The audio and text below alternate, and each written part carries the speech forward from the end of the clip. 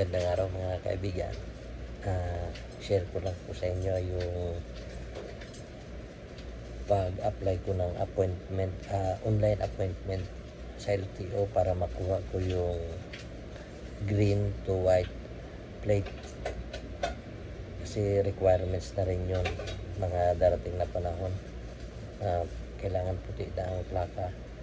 At nagawa ko itong appointment online noong August 15. Tapos nakuha ko lang siya ng mga kahapon lang, September 25. At yun po yung nalakad ko. Available na ang plaka. Nakuha ko na rin. Pwede rin itong option, by courier option, ipapadala o LBC. At kung may malapit naman na LTO branch, pwede rin ang pick up. May option dito, kaya makapamili. Ito po ang procedure at ito ang pinili ko na schedule at LTO branch na pagkukuhanan ko. Doon sa online application ko, online appointment, ang schedule ko noon ay September 15. Pero sa madami akong gawain ay nakuha ko lang siya nitong September 25. Kailangan lang may appointment. At dito sa pag-claim, dito na ako. Pinapunta ako, sabi courier. Sa courier na ako pupunta.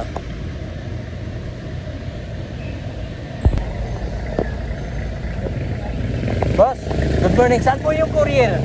Sa may puno ng mangga. Yun, sige po. Thank you po. 2005? Meron na? Oo.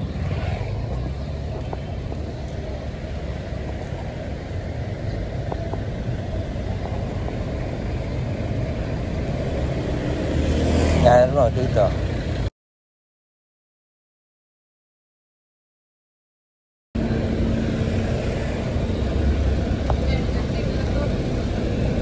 Dito daw sa mangga. Sa ilalim ng mangga.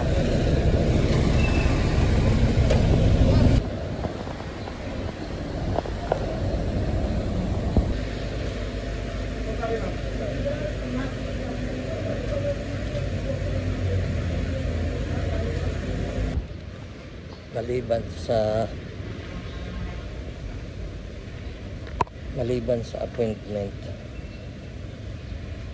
sa appointment, kailangan ko rin i-xerox ang ORCR at yung aking valid ID.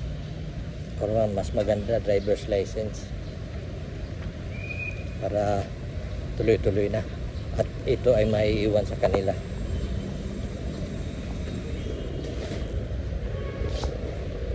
Babalik na po ako doon sa courier hub.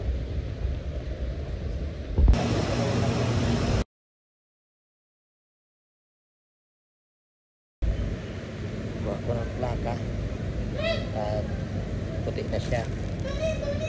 Okay na.